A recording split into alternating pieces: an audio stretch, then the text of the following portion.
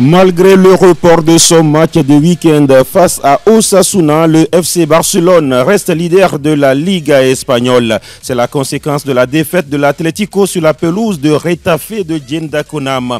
Les Colchoneros à nouveau doublés par le Real, vainqueur du Rayo. On en parle dans le Royaume. Arsenal déroule le tapis rouge aux Reds de Liverpool, plus que jamais proche du titre de Première Ligue.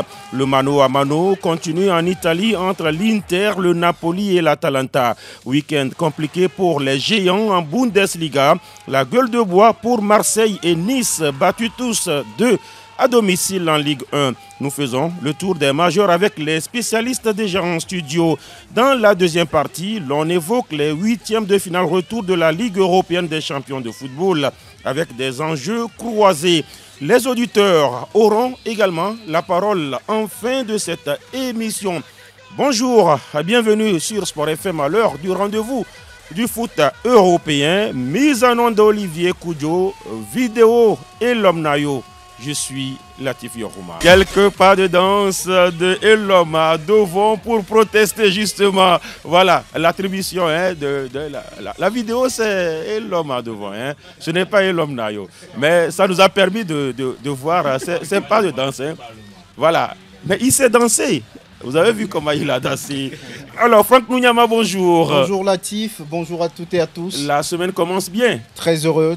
Comme toujours, voilà. On est là. Oui, on espère que la suite également sera bien. Studio Sport FM, mon t-shirt Sport FM, chapeau Sport FM, tout est Sport FM. Oui, c'est la loi. Tous les lundis ici à Sport FM, on se met en Sport FM. Ah oui. Voilà pour commencer la semaine. C'est important de le souligner. Également en studio, Noël de Souza. Noël, bonjour. Bonjour Latif, bonjour au plateau et bonjour à tous les fidèles branchés. C'était un bon week-end passé. Oui, très bon week-end, Dieu merci.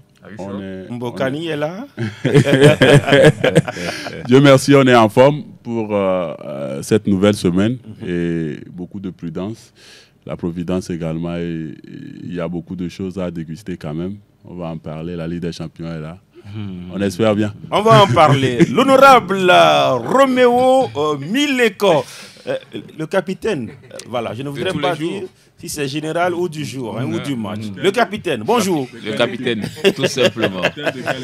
Bonjour Latif, bonjour à toutes et à tous. Vous allez bien? Oui, ça va, on pète la forme. C'est le début d'une semaine, qu'est-ce que vous voulez? On est obligé, on est appelé à qu'est-ce que servir. vous voulez? Ça nous rappelle. Voilà. Qu'est-ce que vous voulez? Ah oui. Alors, Vicente, bonjour.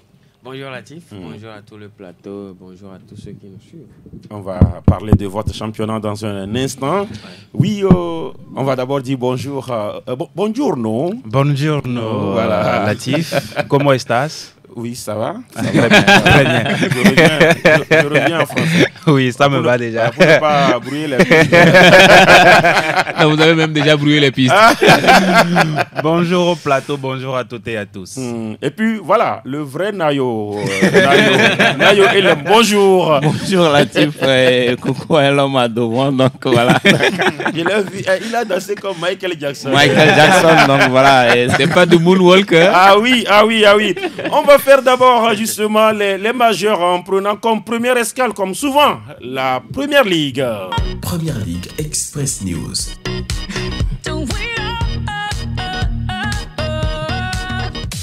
Est-ce qu'il y a eu des surprises dans le royaume ce week-end, Nayo? Non, des surprises, il n'y en a pas eu.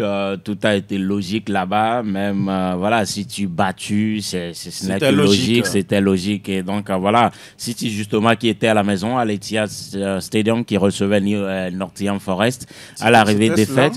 Non, c'est plutôt Nottingham qui recevait. Nottingham plutôt qui recevait voilà. City à l'arrivée des fêtes. Faut pas tirer sur le corbillard. Voilà.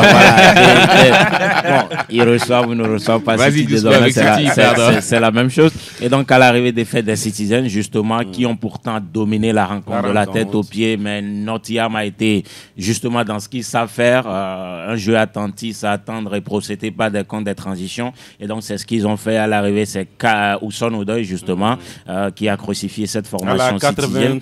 À la 83e. Donc, voilà, victoire des Forestiers, 1 but contre 0 face à City. Derrière, derrière, Liverpool ne panique pas. Liverpool ne lâche rien, même s'ils ont eu une première mi-temps compliquée. En deuxième mi-temps, ils se sont régalés avec 3 buts. Victoire à l'arrivée 3-1 pour Liverpool avec un doublé de Mohamed Salah. Le match, t'as entendu, dans le Royaume, c'était en tout cas entre Manchester United et Arsenal à l'arrivée.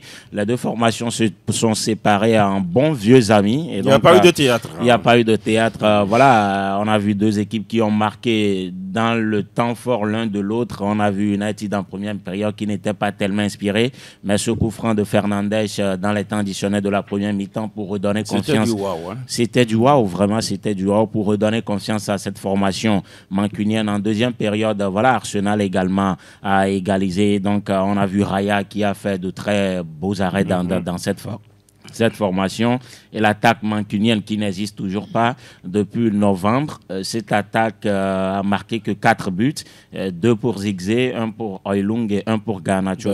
Il n'y a plus d'Amad. Il n'y a plus d'Amad, donc ça dit tout ce que traverse cette formation actuellement. Brentford également s'est incliné devant Aston Villa, 0 but contre 1. Match nul 2 partout entre Tottenham et Bournemouth. Brighton, avec Tottenham qui est revenu. Ils étaient menés 2-0. Et après, Sarr, le Sénégalais, a réduit. Derrière, Hugminson également a rétabli la jonction. Et donc, match nul, en tout cas, 1 point à l'arraché pour les Spurs dans cette rencontre. Brighton l'a emporté sur Fulham, 2 buts contre 1.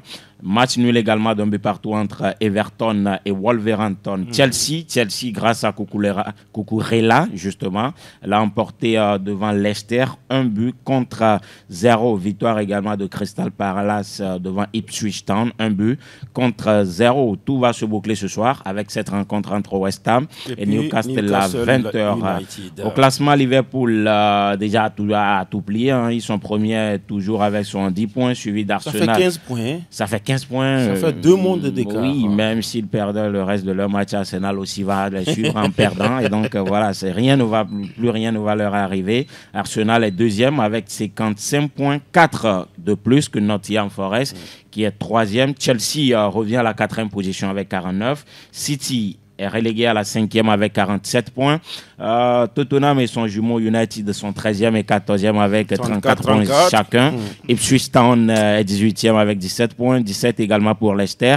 Southampton reste bien fidèle à sa position 20e, toujours avec 9 points.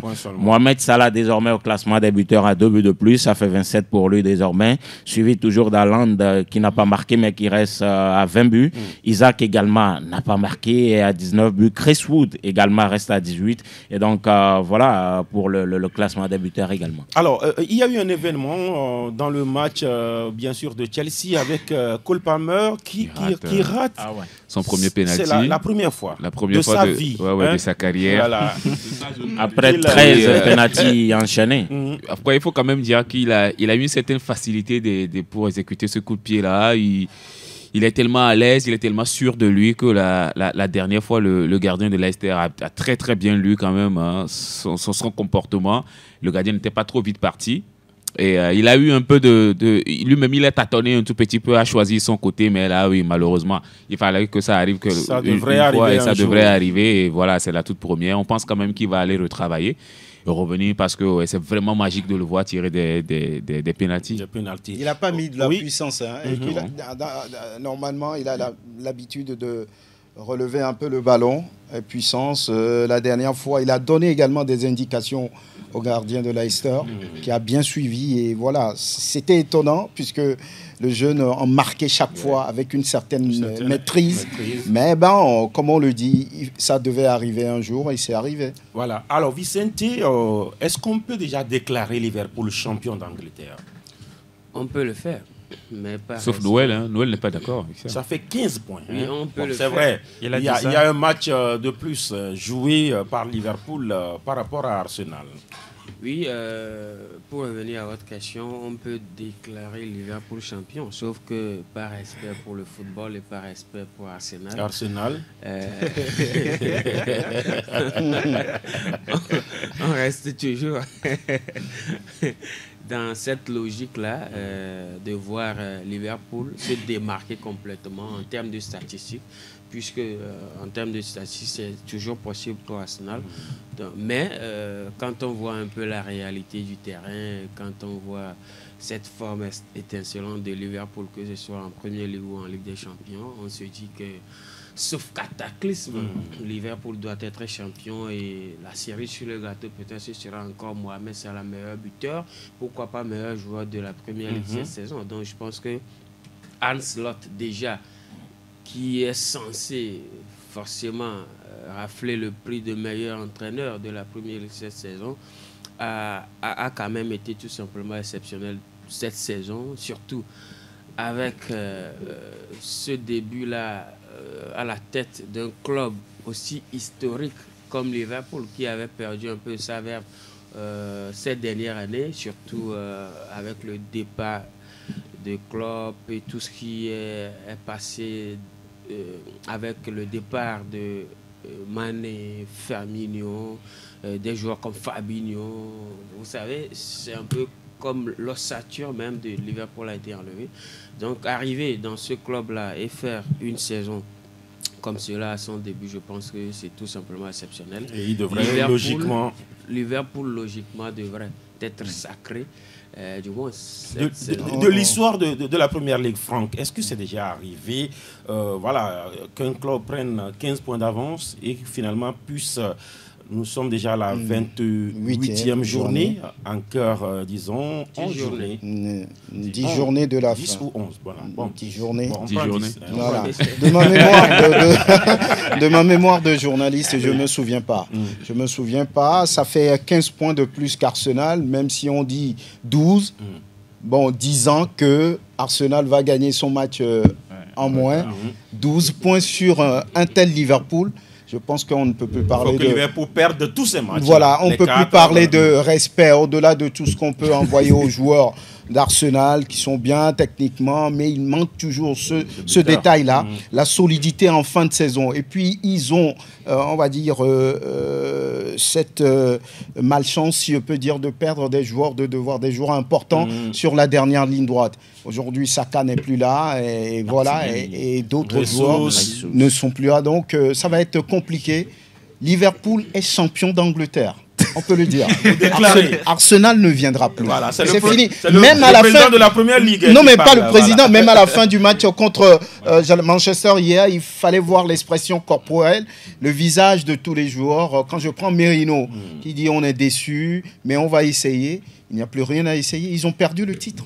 Moi, je pense que ce que doit faire Arsenal maintenant, c'est de se concentrer sur ses poursuivants, pour ne plus même perdre cette deuxième place, parce qu'ils désormais n'ont que 4 points de plus que Nottingham. Et donc s'ils ne savent pas faire, on peut leur arracher même cette place. Parce que moralement, moralement vous n'êtes plus là, vous avez perdu des joueurs importants, ceux qui sont remplaçants, ils jouent, mais il y a toujours ce détail de buteur devant. Donc, si vous n'êtes pas capable de marquer, d'enchaîner, oubliez Liverpool. Concentrez-vous plutôt sur ceux qui viennent, parce qu'eux aussi, ils viennent derrière très fort.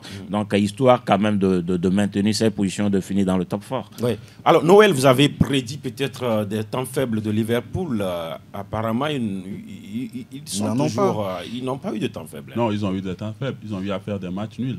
C'est en cette période que peut-être un City en forme avalait les points et revenait sur Liverpool. Mais eux aussi n'ont pas su profiter. Voilà. Donc, j'avais fait cette analyse croisée, Roméo Milecoq hier ici, qu'en réalité... peut confirmer. Oui, qu'en réalité, Liverpool sera dans le dur, mais que le souci, cette fois-ci, c'est que, peut-être heureusement pour Liverpool, c'est qu'il y a Arsenal derrière, Arsenal qui va faire du Arsenal, parce que ce serait un City en forme. Je rappelle que City a déjà eu à avaler, je pense, 9 ou 8 points sur ce Liverpool-là. Donc ça voudrait dire qu'à un moment donné, quand le poursuivant direct est en forme, vous faites ces matchs nuls contre Everton, contre Newcastle, vous perdez ces 4 points-là. Ça veut dire qu'on l'avale et on vous revient, on vous colle. Donc cette fois-ci, il y a Arsenal derrière. Donc je pense que c'est tout bénéf pour Liverpool qui joue désormais sans pression. Ils savent que parfois même ils peuvent se permettre de perdre. Arsenal va également perdre, ou ils vont faire des matchs nuls et Arsenal va perdre. Donc ça veut dire que Liverpool, Arne Slot aujourd'hui, ils peuvent tourner. Ils ont même tourné.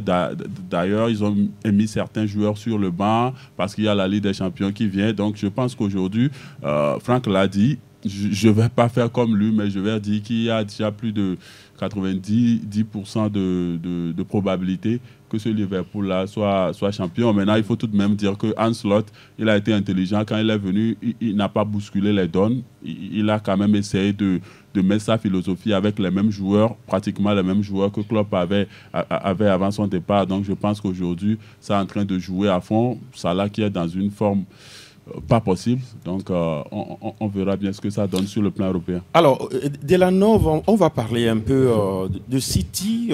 City, aujourd'hui, l'objectif, c'est d'être en Ligue des Champions. Mais là, au sortir de ce week-end, ils ne sont pas... Ils sont 5e. Oui, ils sont actuellement 5e.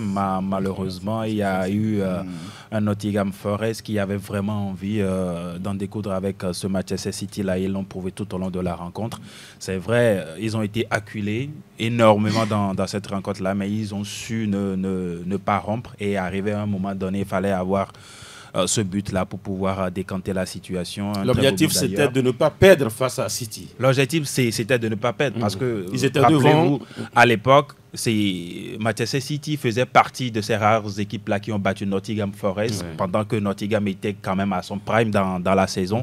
Et cette fois-ci, surtout qu'il évoluait à domicile, il fallait vraiment faire plaisir à ses supporters et c'est ce que les joueurs de Nottingham ont fait la dernière fois. Malheureusement pour City, ils n'ont pas pu marquer le but qu'il faut la dernière fois pour pouvoir faire la différence.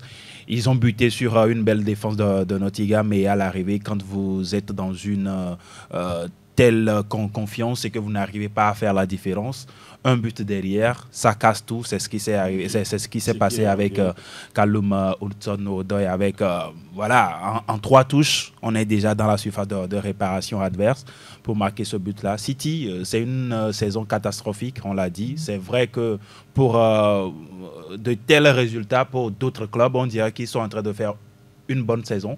Malheureusement, le standing, là où City même a placé la barre, c'était très haute et cette saison, on sent véritablement que oui, ça ne marche pas. Il va falloir serrer les coudes pour aller chercher des points, pour rester peut-être parmi les 4e. Au pire des cas, prier pour que Liverpool remporte la Ligue des Champions pour pouvoir permettre la 5e place. Une place supplémentaire. Chelsea repasse devant parce que là maintenant, c'est Chelsea, City.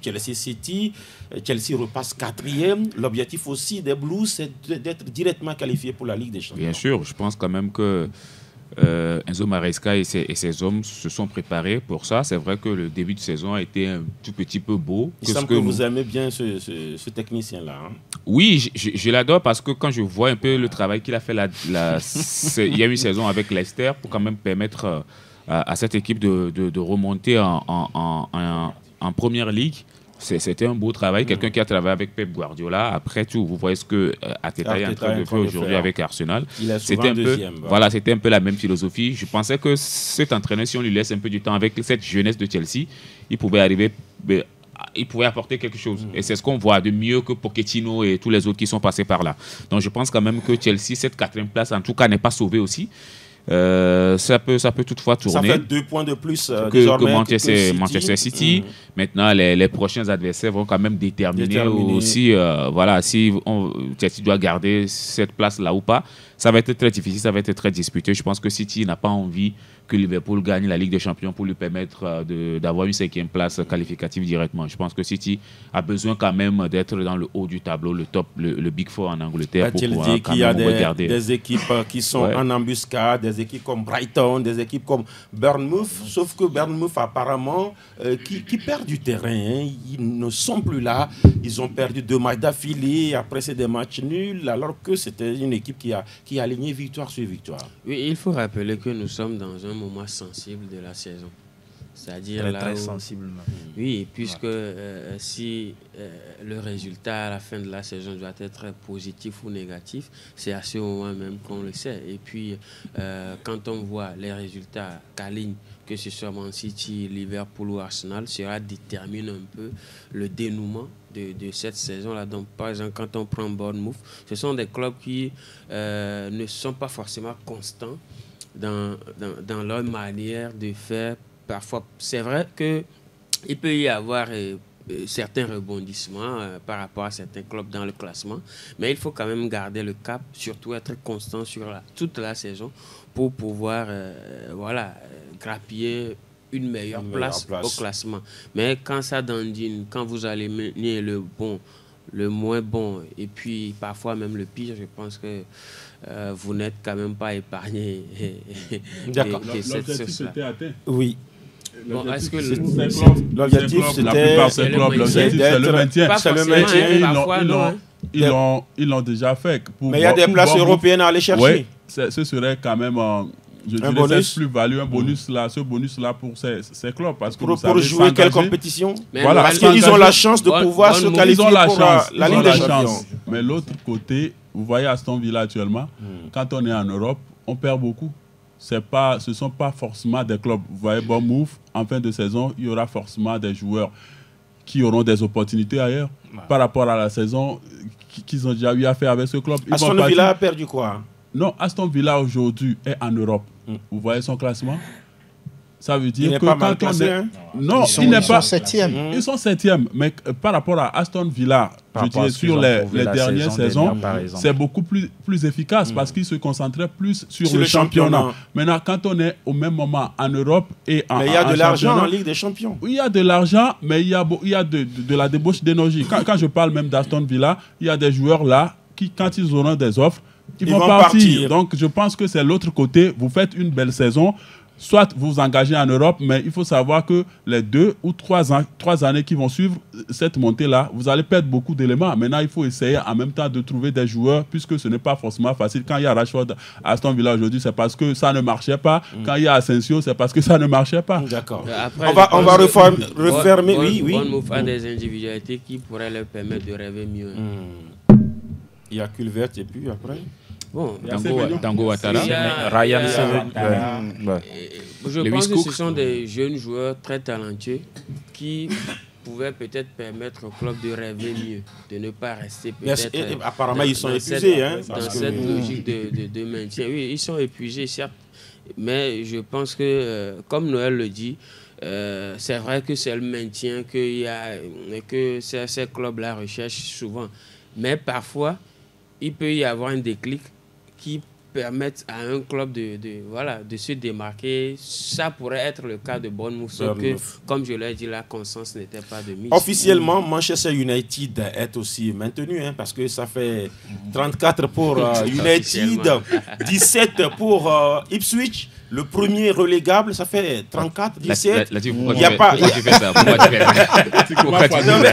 Normalement, on ne devrait pas dire ça du Titanic. Mais par rapport à la situation, à la saison, oui, on ne devrait pas dire ça de Manchester United. Ils sont sauvés. C'est un Titanic. Est-ce qu'il l'est toujours? Je ne sais plus. Ils étaient un Titanic. Maintenant, ils sont devenus une pirogue. Donc, qui se bat pour rester dans la course, pour éviter la relégation. Je pense que ce match nul face à Arsenal pouvait leur faire du bien. Manchester a du mal à enchaîner, à marquer même. Quelqu'un le dit il y a quelques minutes, il n'y a que 4 buts marqués depuis un moment déjà. En plusieurs matchs. Donc c'est une équipe en reconstruction qui se cherche, qui a des doutes, qui n'est plus elle-même, on va dire. Il faut laisser Amorim tranquille. Il faut le laisser tranquille, il ne sert à rien de le virer. Je pense qu'il va avoir le temps, peut-être pour la saison à venir, de pouvoir régler les choses. Maintenant, on va dire par rapport au classement aujourd'hui, Bournemouth, Brentford, Fulham, tout ça là sont candidats à une place européenne. Ils sont devant, sauf Manchester United. Oui, bon, ça va être complexe. Ce qui fait peut-être mal dans tout ça, c'est que quand vous voyez un peu les ambitions du club, mal à vous, bien... Non, c'est que, par rapport à Manchester United, l'histoire de ce club, ce que ce club représente en Angleterre, quand vous voyez un peu le classement de Manchester, ça fait mal, quoi qu'on dise, même si on n'a pas supporté de ce club. Ils sont 14e. Et puis regardez un peu les recrutements, plutôt que d'aller chercher peut-être des joueurs qui puissent remplacer les Luke Shaw qui ne jouent plus, les Lindelof qui sont quasiment sur le banc et tout ça. On est parti chercher les Patrick Dorgu. C'est des joueurs aussi. Voilà, on ne connaît pas. Quel grand joueur veut rejoindre United aujourd'hui? Quel grand joueur? En Ligue espagnole. Aquí está la Liga Española. Oui, voilà, il s'est passé des choses là. Ah bah, il s'est passé des choses en Espagne. La 27e journée a quand même offert de très très belles choses. Déjà, le Celta Vigo a très bien commencé cette journée-là en battant Leganés de buts à 1. Deportivo Alavés, malgré le rouge, a quand même pris le dessus sur Villarreal, 1-0. C'était la contre-performance quand même de cette 27e journée. Valence était dans le dur, mais ça commence par respirer un tout petit peu. Du côté de Valence. C'était un duel des mal classés. Oui, des mal classés. Ça fait 2-1 à l'arrivée pour Valence face à Valladolid. Le FC Barcelone, avec tout ce qu'on sait, toute cette histoire tragique qui a suivi, le Barça n'a pas joué face à Osasuna. Et Retafe de Djenda Konam a quand même fait. Ouais, c'était historique. Il fallait quand même le faire. Avec un Atlético de Madrid réduit à 10 vers la fin du match, Retafe a su quand même remonter un but et puis marquer un deuxième qui leur permet de gagner les 3 points. Le Real Madrid a fait aussi l'essentiel hier face au Rayo Vallecano en mettant deux buts vraiment magnifiques de la part de 2 attaquants qui conduisent aujourd'hui. Marqués de la même manière, voilà. Bon, sauf que le deuxième but de Vinicius était un peu plus artistique. C'était, tu sens que c'est un artificier, c'est du Joga Bonito, voilà, comme on le dit. Laissez Roméo parler de la Liga espagnole. Ce qui est bien, allez-y Roméo. Ce qui est bien, c'est que quand c'est Vasquez qui est malmené comme ça, on vient dire que... Oui, allez-y Roméo. Il n'y a pas de touche de ballon. Nous vous écoutons religieusement. Écoutez-moi religieusement. On continue avec l'Athletic Bilbao qui s'est fait neutraliser à San Mamés par Mallorca, 1 partout. Le Betis Séville de Isco et de Anthony a fait mal à Las Palmas, 1-0 pour Betis Séville. Et puis c'est le FC Séville, là où ça va un peu mal aussi, qui est allé dicter sa loi à la Real Sociedad à Anoeta. Eh bien, on finit cette 27e journée aujourd'hui avec l'Espagnol Barcelone qui reçoit Girona au classement. Même sans avoir joué, le FC Barcelone garde toujours la tête du classement avec 57 points, rejoint bien sûr par le Real Madrid. L'Atlético Madrid est 3e avec 56 points après avoir perdu le Real. Est repassé devant. L'Athletic Bilbao est 4e avec 49 points. Villarreal ferme le top 5 avec 44 points. Au bas du classement, vous avez le Deportivo Alavés qui totalise 26 points. Las Palmas 19e, 24. Et puis Valladolid ferme la marche avec simplement 16 points. Vous les connaissez peut-être, les joueurs qui gardent la tête du classement des buteurs. Robert Lewandowski intouchable pour le moment avec 21 buts. Kylian Mbappé, si un embuscade, suit toujours derrière avec 18 points. Ante Boudimir, le Croate de Osasuna, est à 14. Et puis Oyan Sancé, on n'entend pas souvent ce nom-là parmi les buteurs en Espagne. Mais là, cette saison, le garçon, il est très très en forme. 13 buts et Rafinha est 5e avec 13 buts également. Voilà, on va justement... Est-ce qu'on peut dire que l'Atlético a perdu gros, non seulement en Liga, mais aussi dans l'optique du match de cette semaine? Non, je pense que c'est plutôt le match de cette semaine peut-être qui est à l'origine de ça, parce que quand on voit, ils ont fait beaucoup de changements également très tôt dans cette rencontre. Ils ont remplacé beaucoup de joueurs. Et bon, à l'arrivée, mais quoi qu'on dise, ça reste l'Atlético prend ce but dans les dernières minutes. Sincèrement, ça fait mal. Pourtant, vous avez mené au score, vous faites rejoindre. Moi, je pense qu'ils ont perdu gros. Ils ne pouvaient pas se permettre, en tout cas, de perdre. C'est quand même Retafe. Oui, on l'aime très bien, Djenda Konam, tout, mais ils ne pouvaient pas se permettre de perdre face à cette formation. Et donc, là, on a vu qu'ils n'ont pas mis tout ce qu'ils devaient mettre. On a vu, ils ont tous démarré, mais après, bon, ils sont sortis, Alvarez, Griezmann et tout ça. Mais ils n'ont pas mis l'intensité nécessaire, l'énergie nécessaire. Le sien, dans la serre, oui, à domicile, tout ça. Mais je pense que l'Atlético, dans cette dernière ligne droite de la saison, sincèrement, il y a certaines fautes qu'on ne doit plus se permettre de faire, mais là, ils l'ont fait, ils ont permis au Real Madrid de leur repasser devant, et ça complique un peu plus les trucs pour les coachs. Ce qui va être difficile, là, si vous permettez, quand on voit qu'en milieu de semaine, il y aura la Ligue des Champions face au Real Madrid, et le week-end prochain, on va recevoir le FC Barcelone. Se permet déjà ce faux pas-là. Et c'est compliqué. Et bien avant, c'était une défaite face au Real Madrid. Oui, c'est quand même bizarre de voir l'une des défenses les plus dures de l'Espagne encaisser 2 buts en 4 minutes. la faute à Mauro Arambari. En face, il y avait une équipe. Oui, en face, il y avait une équipe déterminée de Retafe qui avait envie, d'avoir amené par son capitaine. Il faut le préciser. Jenda Konam, voilà, qui a été à l'origine du rouge du joueur de l'Atlético Madrid. C'était bien de voir Retafe avec une telle détermination, une telle volonté d'aller chercher au minimum l'égalisation et le point du nul. Après, ils ont su marquer. Au départ, on a failli mettre des doutes sur ce but, parlant d'hors-jeu. Après, la VAR a tout corrigé. Et j'ai aimé pour Retafe cette victoire sur l'Atlético. On a commis des erreurs. Il faudra le payer. On ne va pas dire tout simplement que c'est fini pour la course au titre. Ils ont encore combien de journées? 11, si on fait bien compte. 11. Donc, ils ont encore les moyens d'y parvenir. Mais ce faux pas peut être, on va dire, déstabilisant, psychologiquement. Compliqué pour les collectionneurs. Ça va être compliqué. L'Atlético a souvent eu... on a souvent tassé cette équipe d'être défensive, mais sur ces dernières rencontres, ça prend trop de buts. Ils prennent déjà 4 contre le Barça. Parce qu'ils prennent beaucoup de risques devant. Ils prennent 2 face au Real Madrid. Donc derrière également, il y a eu 2 face à Retafe. Donc je pense que c'est premièrement dans l'optique de ce match retour-là. Il y a eu beaucoup de changements, les Alvarez et tout ça qui était sorti. Ça a permis à la défense au milieu de Retafe de souffler, d'être beaucoup plus à l'aise. Et derrière, ils ont su profiter sur des contres. Et je pense également que dans cette partie, il y a eu but. Et on a cru qu'il y avait eu hors-jeu, mais la barre est revenue. Quand plusieurs rencontres se déroulent sur des terrains, et il y a des erreurs par moment, on crie sur les arbitres.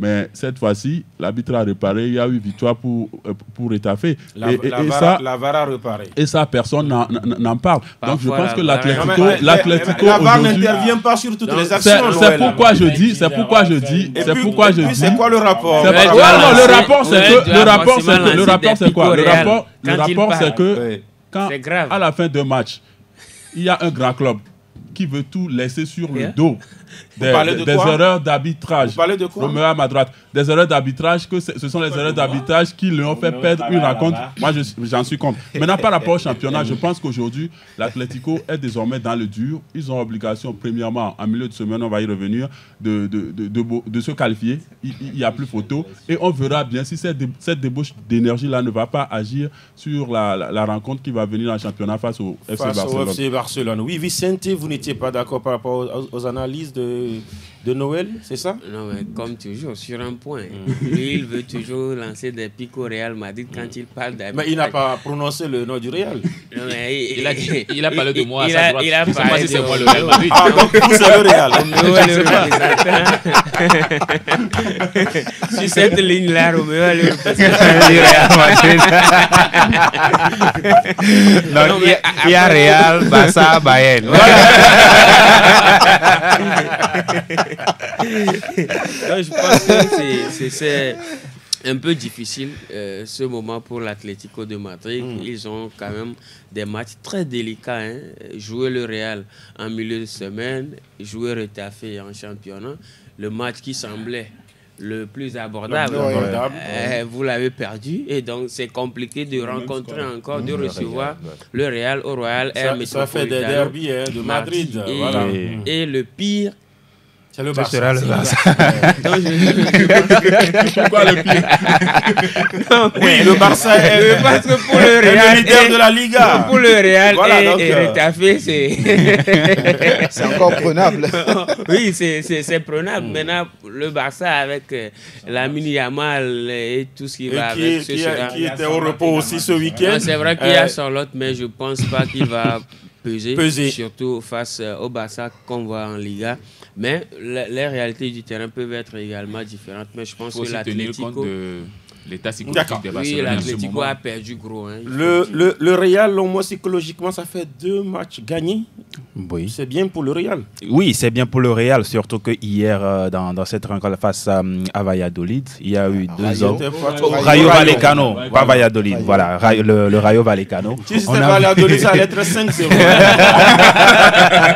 On a vu deux hommes qui ont été vraiment devant la scène. Je veux parler de Kylian et puis Vinicius Junior. Un beau but de Kylian Mbappé également en solo. Et puis après, il faut voir le geste technique du Brésilien pour pouvoir marquer ce but-là. Il faut voir la célébration aussi. Il s'est dit, oui, cette fois-ci, je l'ai faite, quoi. Je vous ai cisaillé. Donc, un but très individualiste. Oui, parce que il n'était pas d'accord. Sur la première action, il faut voir, il pouvait passer la balle, il a refusé, il est revenu pour pouvoir dribbler le défenseur et aller mettre ce but-là. C'est bien, maintenant, psychologiquement, comme vous l'avez dit, c'est bien pour le Real Madrid pour pouvoir rencontrer l'Atlético Madrid. Ce sera le mercredi, même si le Real mardi ou bien mercredi. Ce sera mercredi, même si le Real sera en déplacement sur la pelouse de l'Atlético Madrid. Moi, je l'ai dit que ce soit l'aller. Oui, que ce soit l'aller au retour, le Real reste favori de cette rencontre-là. On va vérifier tout cela. En tout cas, on aura parlé de la Liga espagnole avec toujours le Barça qui est leader avec un match en moins. On va parler maintenant du Calcio. Benvenuto Calcio Italia. Le premier, le deuxième, le troisième, tous sont gagnés chez vous. Oui, tous sont gagnés. On va parler d'abord de cette belle victoire. Le quatrième a été battu par le troisième. Voilà. Donc, pas 4-0. Il faut parler de cette belle victoire-là du Napoli. Ça a été compliqué, mais c'est important de pouvoir gagner. Et 2-1 à l'arrivée, c'est bien pour Antonio Conte qui, depuis 2 voire 3 matchs, est en difficulté. C'était face à la Fiorentina. Il fallait voir un peu. La Fiorentina n'était pas dans ses couleurs habituelles. Peut-être cette fois-ci, ils ont porté le rouge. Peut-être c'est ça qui a fait que, voilà. Avec un bon Lukaku et puis un Giacomo Raspadori également qui a marqué le second but. Félicitations quand même au Napoli. On va parler des deux clubs de la ville de Milan qui ont été renversants. On a vu 2 équipes qui ont été menées 2-0 d'entrée de jeu. Mais que ce soit le Milan, c'est avec Pulisic. Pulisic qui a marqué un doublé.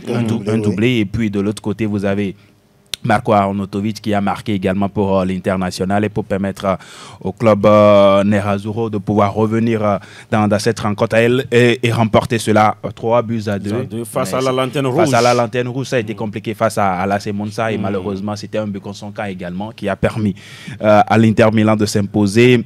3-2. On va parler de cette belle victoire éclatante d'ailleurs de l'Atalanta Bergame sur la Juventus de Turin, qui plus est d'ailleurs à domicile. Il faut remonter à 1995 pour voir la Juventus de Turin perdre de cette manière à domicile, 4-0. Et c'était Matteo Retegui, le capocannoniere de cette saison, qui a lancé le bal. On a vu également des buts d'Ademola Lookman et puis de Martin de Roon en passant. La Roma également, la Roma est sur une belle lancée. En déplacement sur la pelouse de Empoli, la Roma a gagné 1-0 et puis Bologne également a gagné 2-1 sur la pelouse de Hellas Vérone. Alors, au classement, vous avez l'Inter qui est toujours premier avec 61 points. Le Napoli reste deuxième, suivi de l'Atalanta Bergame troisième. Et tous, ils ont gagné. La Lazio Rome joue ce soir face à l'Udinese. Et au bas du classement, vous avez Empoli qui est classé 18e. 19e, Venezia et puis bon 20e. Là, c'est Monza au classement des buteurs. Seul Retegui a marqué ce week-end en attendant. Donc, il porte son compte but à 22. Voilà, il faut aussi souligner, vous avez manqué de le souligner, le 1 partout entre Como et Venezia. Voilà, c'est important de le souligner. Oui. Si Amorim ne gagne pas, au moins Como fait le job. Voilà. On va en Bundesliga. Willkommen zum Total Bundesliga. Total Bundesliga. Au contraire du Calcio, les Géants ont eu un week-end compliqué, Franck. Oui, tous ceux qui sont en Ligue des Champions ont eu le malheur de jouer ce week-end. D'abord, on commence par le Bayern. Le Bayern qui a perdu à domicile. Le maillot des 125 ans n'a pas porté bonheur contre Bochum qui se cherche. 2 buts contre 3 à l'arrivée. Et on a vu 2 buts de Guerreiro. Ça n'arrive pas souvent. Mais il y avait un Bochum déterminé en face. Ils ont tout donné. J'allais dire, Compagnie qui avait envie de reposer un peu les cadres.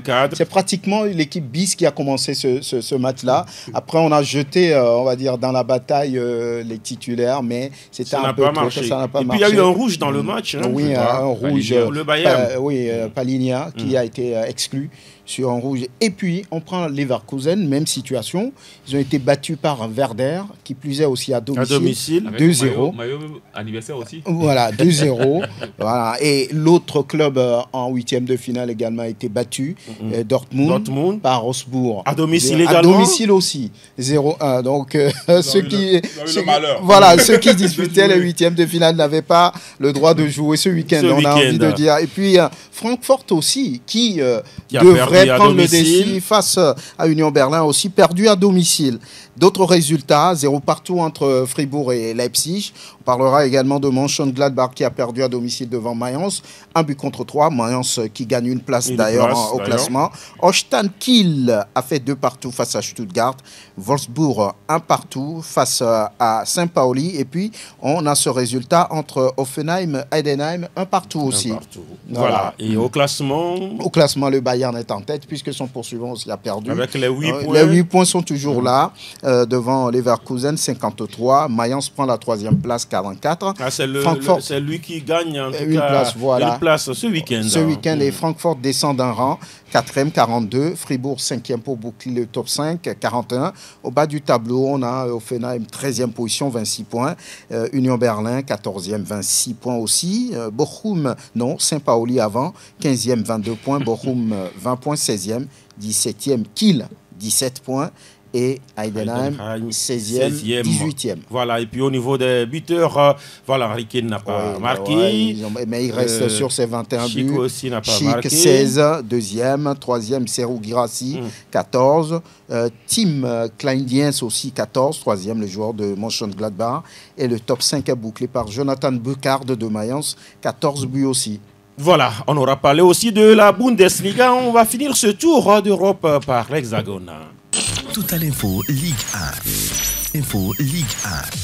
Il y a eu aussi des choses en Ligue 1 de France, la 25e journée fatale à l'Olympique de Marseille, battu à la 90e minute par Lens, qui va très mal d'ailleurs. 1-0 donc pour Lens face à Marseille à domicile. Ça n'a pas profité à Nice qui a perdu en clôture de cette 25e journée face à Lyon. Ah oui, Lyon s'est fâché. Lyon s'est fâché, malgré son coach en tribune. Les 2 coachs étaient d'ailleurs en tribune. Voilà. Les 2 coachs étaient. Ouais, mais c'est pour montrer aussi un peu ce petit caractère-là des joueurs qui veulent toujours rendre fier leur entraîneur. Montrer que oui, ce qui s'est passé, c'était un accident, qu'il fallait peut-être pas être aussi dur avec lui. Et lui rendre ça magnifiquement bien sur le terrain. Franchement, j'étais surpris de cette victoire-là hier de Lyon. Quand on prend ça un peu les un Nice dominant. Ouais. Voilà, très dominant, très remuant, toujours. C'est la première défaite de la saison à domicile. À domicile de l'OGC Nice, et c'était surprenant. Et ça fait que Marseille garde sa position. Noël, je parle. Marseille garde sa position de 2e, Nice 3e, l'Olympique de Marseille, qu'est-ce que je dis, le Paris Saint-Germain plutôt intouchable, parce que qui a gagné sans histoire, c'était face à qui là? C'était face à Abibey. Il y a eu 4-1, mais c'est un score flatteur, parce que avant la 90e minute, il y avait 2-1 Noël. Il y avait 2-1. On n'était pas du 2-2. Oui, on était beaucoup plus proche du 2-2 que du 4-1. Il faut également souligner que les attaquants rennais ont quand même eu à rater assez d'opportunités en cette période-là. Et le 3e but est venu tout couper. Ils ont même encaissé le 4e sur Dembélé qui ne célébrait pas parce que Rennes était en face son club formateur. Donc je pense que Habib a quand même essayé de remonter le moral à ces joueurs dans les vestiaires. Ils sont revenus avec de belles initiatives, sauf que le concret n'a pas été vers la fin de cette rencontre, sinon il y aurait quand même eu 2-2 que les joueurs du Paris Saint-Germain n'auraient pas essayé, forcément. mais Maintenant, bizarrement, le Paris Saint-Germain, c'est ce club-là qui en Ligue 1 essaie de mettre d'en mettre, mais l'autre fois face à Liverpool, ils ont même cherché un centre. Noël, toujours des allusions. En tout cas, Bradley Barcola a aussi marqué, tout comme Gonzalo Ramos pour le Paris Saint-Germain. Lille épingle Montpellier 1-0, but de Jonathan David. Toulouse et Monaco font jeu égal 1 but partout. Brest l'emporte sur Angers 2-0. Nantes Krub les Chinois à domicile face à Strasbourg 0 but contre 1. Un partout entre les deux mal classés, le Havre et Saint-Étienne. La victoire de Auxerre sur la pelouse de Reims. Au classement, Paris est devant, seul au monde, 65 points, suivi très très loin par Marseille 49, Nice 3e 46, Monaco reste 4e 44, mais sous la menace désormais de Lille avec le même nombre de points. 6e Lyon 42, et puis au bas du classement, 16e le Havre, Saint-Étienne 17e, et puis Montpellier ferme la marche. Au tableau des buteurs, c'est Dembélé 20, Greenwood est à 15, deuxième, Jonathan David 14, et puis Bradley Barcola 13 buts. On va maintenant parler Ligue des Champions.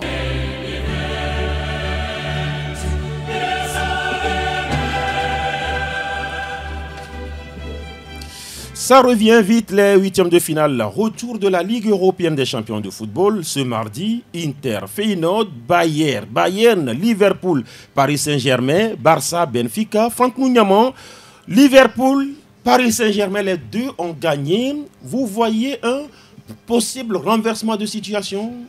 On reste dans le football et quand on est en football, tout peut être possible. Maintenant,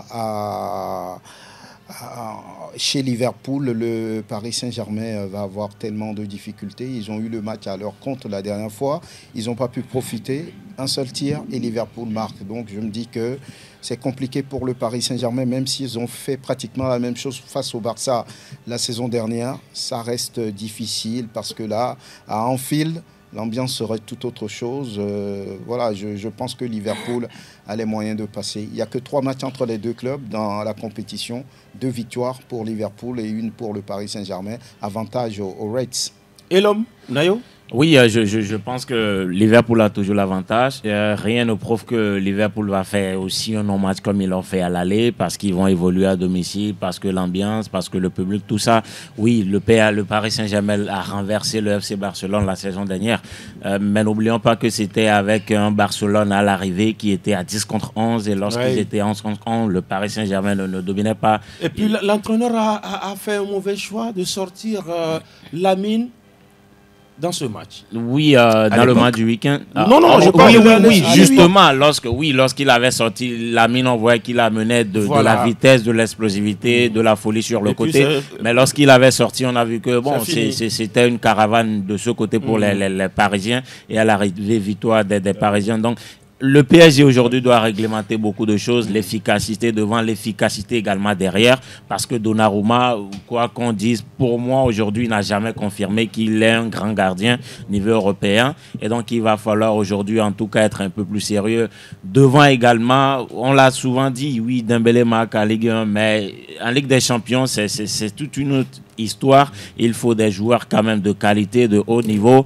Alisson a fait un très beau match à l'aller, mais soyons sérieux. Si Alisson avait en face, l'autre fois, un Salah par exemple, un Harry Kane et un Rafinha par exemple, il va quand même terminer ce match avec 2-3 buts encaissés. Il va craquer à un moment donné. Donc, quelque part aussi en face, on n'a pas des joueurs de niveau, d'expérience de Ligue des Champions. Bon, tout ça, la faute à personne, parce que Luis Enrique ne veut pas de star pour le prendre, voilà, la lumière. Ça fait 2 qui ne croient pas justement à un possible renversement de situation. Même eux, ils ne croient pas. Delanov, vous ne croyez pas vous aussi? C'est compliqué de croire en cette équipe du PSG, surtout en Ligue des Champions. On a vu la phase régulière, comment ils ont vraiment souffert pour pouvoir se qualifier d'abord pour les barrages. Le match de la dernière fois était le match typique de ce qu'on voyait du PSG depuis le début de cette campagne. Une équipe qui dominait, une équipe qui avait les occasions, mais une équipe qui est tellement inefficace devant. C'est ce qu'on a vu face à Liverpool la dernière fois. C'était comme face à Newcastle ou encore à Atlético. À Atlético, par exemple, aussi cette saison. Donc, ça sera vraiment difficile pour le PSG d'aller renverser cette équipe de Liverpool qui a encore gagné ce week-end pour se mettre en confiance et surtout qu'ils seront à Anfield Road. Je ne vois pas non plus Liverpool faire encore une telle prestation sur cette manche retour. Mais si Liverpool devait encore jouer de cette même façon, ça dépendra du PSG. Est-ce qu'ils sauront vraiment lever le curseur, se mettre au diapason de la Ligue des Champions et répéter cette même gamme? C'est là où se pose la question. Le Barça avait pris 4.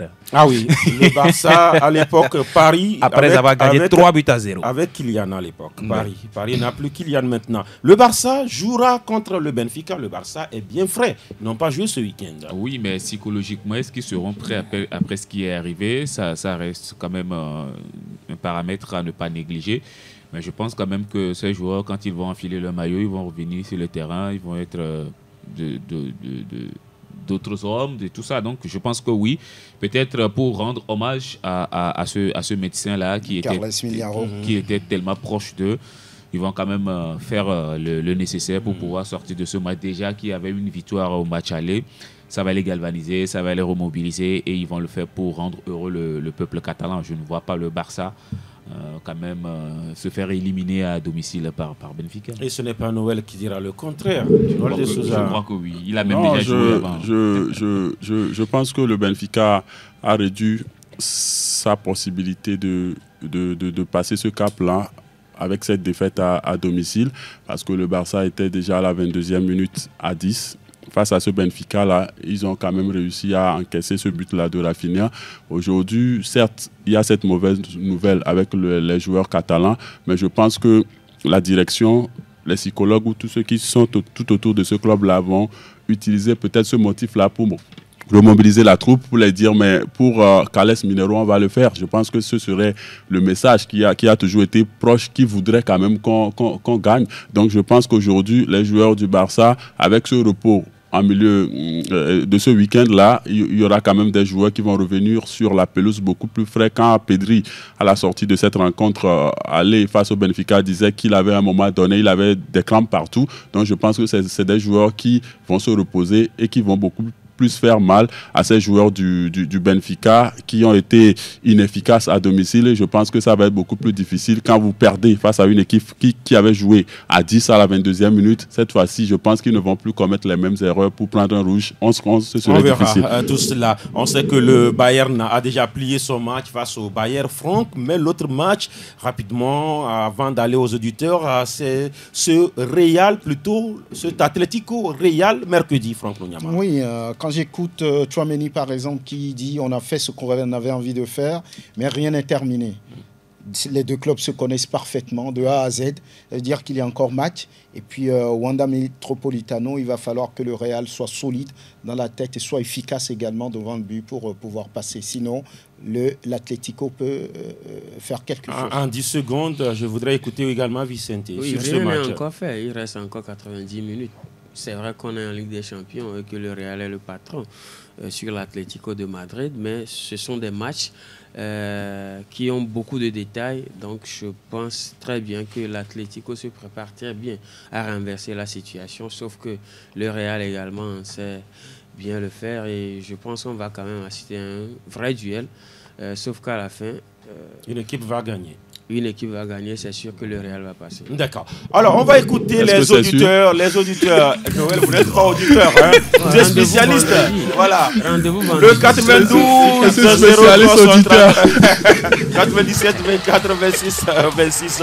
Les auditeurs pour participer à ce débat. Est-ce qu'il y a quelqu'un qui est en ligne là? Si oui, on le prend rapidement. Allô? Bonjour le plateau. Oui, bonjour, c'est monsieur? CR7. CR7, d'accord. Vous jouez demain? Non, c'est plutôt mercredi. Oui, c'est mercredi. Oui, d'accord. L'essentiel, c'est que nous, on est déjà en quart de finale. Mais il y a un match retour. Ah ouais, on sait qu'il y a un match de retour. Mais seulement que l'Atlético en Ligue des Champions, il est petit devant nous. Il est comme Abou Ossédanier. C'est ça. Félicitations également au PSG. Oui. Bon, on espère qu'il y en aura des surprises peut-être à ce côté. Et le Barça également. Bon. D'accord. Comme le Benfica est maudit, donc on espère que le Barça est déjà qualifié.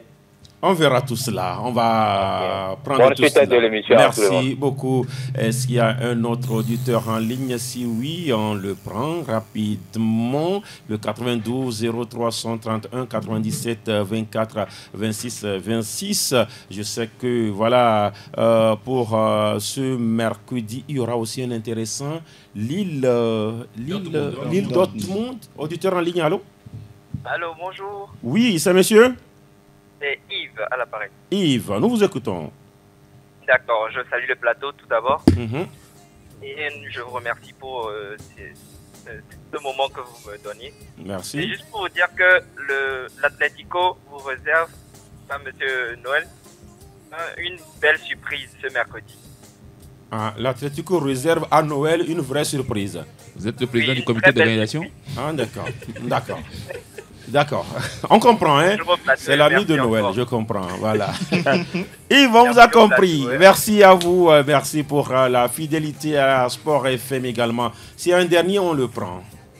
Il n'y en a pas? D'accord, on va faire le tour. Voilà. Oui, vous êtes le dernier. Ouais, je suis le 5 dernier. secondes, oui. Merci Latif, merci à toutes et à tous. Bon début de semaine à tous ceux qui nous ont suivis. Noël? Oui, merci Latif. Et merci à tout le monde et prenez soin de vous. Prudence sur la route. Oui, Delano? On va tout simplement dire bonne semaine de travail à toutes et à tous. Vicente? Merci, c'était un plaisir. Nayo et l'homme, le vrai Nayo et l'homme. Et à fructueuse semaine à toutes et à tous. Franck Nouyama. Excellente semaine, à très bientôt. Merci à Elom Adovon, le monsieur vidéo. Merci à Pélagie Mekoum qui a pris le relais d'Olivier Koudjo. Je suis Latif Yorouma, Plateau Foot Europe. Numéro 926 est bien terminé. Bye bye.